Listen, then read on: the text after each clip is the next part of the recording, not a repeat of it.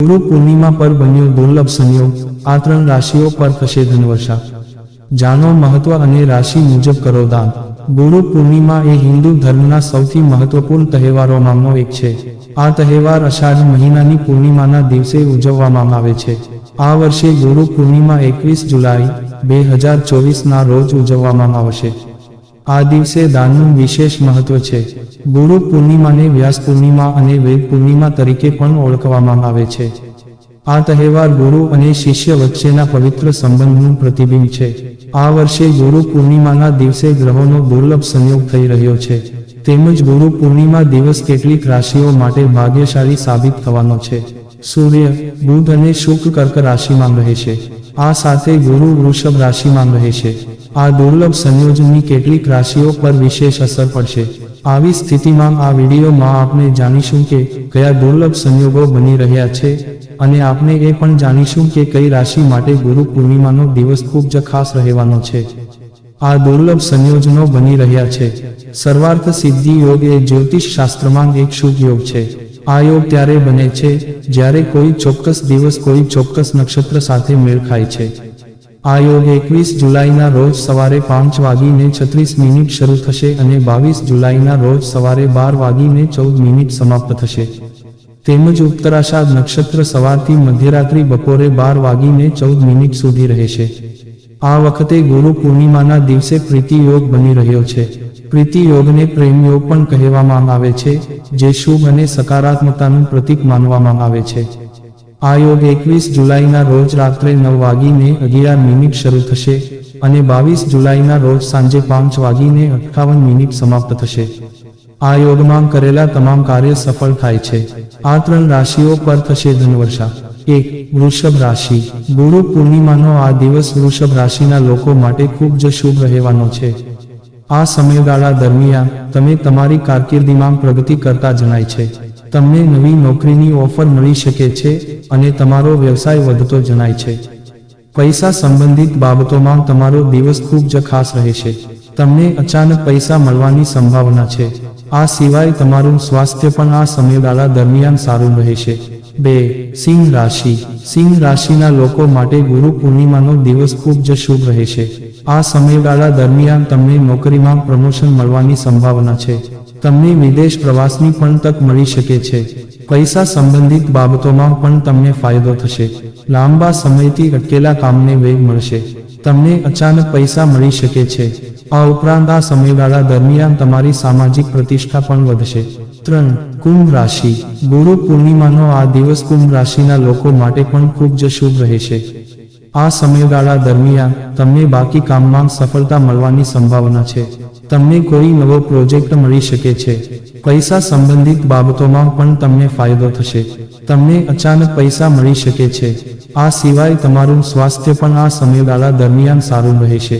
ગુરુ પૂર્ણિમાના ઉપાય। ગુરુ પૂર્ણિમાના દિવસે તમારા ગુરુની પૂજા કરો।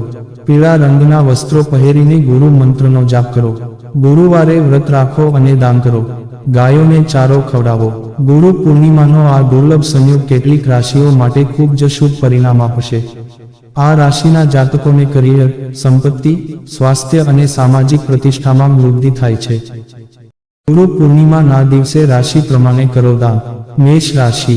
ગુરુ પૂર્ણિમાના દિવસે મેષ રાશિના લોકો ગુરુના આશીર્વાદ લો અને લાલ કે પીળા રંગના કપડાં કોઈ ગરીબ વ્યક્તિને દાન કરો। તેનાથી સન્માન વધશે। વૃષભ રાશિ। આ રાશિના લોકોએ ગીતાનો પાઠ કરવો જોઈએ અને જરૂરિયાતમંદ બાળકોને પુસ્તકોનું દાન કરવું જોઈએ। આ ઉપાયથી પૈસા મળશે। મિથુન રાશિ। મિથુન રાશિવાળાને ગુરુ પૂર્ણિમાના દિવસે ગૌશાળામાં પૈસા દાન કરો। ગાયનું દાન પણ શ્રેષ્ઠ માનવામાં આવે છે। આ પ્રગતિનો માર્ગ ખોલે છે। કર્ક રાશિ। આ દિવસે કર્ક રાશિવાળા લોકો ભગવાન વિષ્ણુનો હવન કરે છે અને સંતાન પ્રાપ્તિ માટે કન્યાઓને ખીરનું દાન કરવું જોઈએ। સિંહ રાશિ। સિંહ રાશિવાળા લોકોએ ગુરુ પૂર્ણિમાના દિવસે પિત્તળનું દાન કરવું જોઈએ, તેનાથી ગરીબી દૂર થાય છે। કન્યા રાશિ। કન્યા રાશિના લોકો ગુરુ પૂર્ણિમાના દિવસે અનાથ બાળકો સાથે સમય પસાર કરવો જોઈએ। તેમને દાનમાં કેટલાક પુસ્તકો ભેટ આપો। તુલા રાશિ। તુલા રાશિના જાતકોએ ગુરુ પૂર્ણિમાના દિવસે શ્રી હરિને કેસર અર્પણ કરવું જોઈએ અને કેળાનું દાન કરવું જોઈએ। આ ઉપાયથી દેવી લક્ષ્મી આકર્ષિત થશે. વૃશ્ચિક રાશિ. વૃશ્ચિક રાશિના લોકોએ ગરીબોને ભોજન કરાવો અથવા કપડાનું દાન કરો. ધન રાશિ. ગુરુ પૂર્ણિમાના દિવસે ધન રાશિવાળા લોકોએ મંદિરમાં ચણાનું દાન કરવું જોઈએ. તેનાથી ઘરમાં સુખ શાંતિ બની રહે છે. મકર રાશિ. મકર રાશિના લોકોએ ગુરુ પૂર્ણિમાના દિવસે ચપ્પલ અને છત્રીનું દાન કરવું જોઈએ. આ ઉપાયથી તણાવમાં રાહત મળશે. કુંભ રાશિ. કુંભ રાશિના લોકોએ ગુરુ પૂર્ણિમાના દિવસે તેમના પિતાની સેવા કરવી જોઈએ. તેમની સાથે સમય વિતાવવો જોઈએ અને તેમની મનપસંદ વસ્તુઓ ભેટમાં આપવી જોઈએ. મીન રાશિ. મીન રાશિના લોકોએ ગુરુ પૂર્ણિમાના દિવસે વૃદ્ધાશ્રમમાં ભક્તિભાવ પ્રમાણે વસ્ત્રોનું દાન કરવાથી મીન રાશિના લોકોના કષ્ટ દૂર થશે.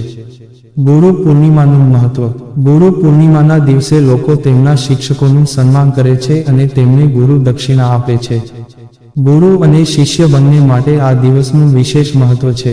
આ દિવસે દરેક શિષ્યએ તેમના ગુરુ અથવા ગુરુ જેવા વરિષ્ઠ લોકોનો આદર આપીને કૃતજ્ઞતા દર્શાવવી જોઈએ. ગુરુ પૂર્ણિમાના દિવસે ભગવાન વિષ્ણુની સાથે વ્રતદાન અને ગુરુ વેદ વ્યાસની પૂજા કરવી જોઈએ.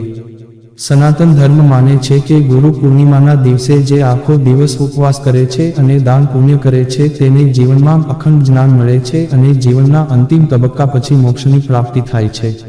આ વર્ષે ગુરુ પૂર્ણિમાના દિવસે સર્વાર્થ સિદ્ધિ યોગ બની રહ્યો છે. એવું માનવામાં આવે છે કે આ યોગમાં ગુરુની પૂજા કરવાથી તમામ પ્રકારની સિદ્ધિઓની પ્રાપ્તિ થાય છે અને જીવનમાં આવતી સમસ્યાઓ દૂર થાય છે. ગુરુ પૂર્ણિમા કેમ મનાવવામાં આવે છે? મહાભારતના રચયિતા મહર્ષિ વેદવ્યાસનો જન્મ અષાઢ માસની પૂર્ણિમાના દિવસે થયો હતો. બાળપણમાં એક વખત વેદવ્યાસે તેમના માતા પિતાને ભગવાનના દર્શન કરવા માટે પ્રાર્થના કરી હતી, પરંતુ માતા સત્યવતીએ તેમની ઈચ્છા પૂરી કરવાનો ઇનકાર કર્યો હતો. જ્યારે વેદવ્યાસ જિદ્દી બન્યા ત્યારે તેમની માતાએ તેમને જંગલમાં જઈને તપસ્યા કરવાનું સૂચન કર્યું. જંગલમાં જતા સમયે માતાએ કહ્યું, જો તમને ઘરની યાદ આવે તો પરત પાછા આવજો. વેદવ્યાસ જંગલ તરફ પ્રયાણ કર્યું. જંગલમાં કઠોર તપસ્યાને કારણે વેદવ્યાસજીએ સંસ્કૃત ભાષાનું ઊંડું જ્ઞાન મેળવ્યું. તપસ્યા કરતી વખતે તેમણે 4 વેદોનો વિસ્તાર કર્યો. તે પછી 4 વેદોને 18 પુરાણોમાં પરિવર્તિત કરીને મહાભારત અને બ્રહ્મસૂત્રની રચના કરવામાં આવી. આ સાથે તેઓ મહર્ષિ વેદવ્યાસના નામથી પ્રચલિત થયા. અહીંથી તેઓ ગુરુ બન્યા. જો મિત્રો તમને અમારો આ વિડીયો પસંદ આવ્યો હોય તો લાઇક શેર સબસ્ક્રાઇબ કરવાનું ભૂલશો નહીં. આવા નવા વિડીયો જોવા માટે અમારી YouTube channel Gujarati Hindi motivational સ્ટોરીને સબસ્ક્રાઇબ કરો. બાજુમાં રહેલ બેલ બટન ક્લિક કરો તેથી તમને અમારા નવા વિડીયોની નોટિફિકેશન મળે. ધન્યવાદ. નોંધ: આ વિડીયોમાં આપેલી કોઈપણ માહિતીની ચોકસાઈ અથવા વિશ્વસનીયતાની ખાતરી આપવામાં આવતી નથી. આ માહિતી જ્યોતિષ, પંચાંગ, માન્યતાઓ અથવા ધાર્મિક ગ્રંથો જેવા વિવિધ માધ્યમોમાંથી એકત્રિત કરવામાં આવી છે અને તમારી સમક્ષ રજૂ કરવામાં આવી છે. અમારો ઉદ્દેશ્ય માત્ર માહિતી પૂરી પાડવાનો છે. Gujarati Hindi motivational story YouTube channel તેની સત્યતા અને સિદ્ધ હોવાની અધિકૃતતા આપી શકતા નથી. કોઈપણ રીતે તેનો ઉપયોગ કરતા પહેલા કૃપા કરીને સંબંધિત નિષ્ણાતની સલાહ અચૂક લેવી.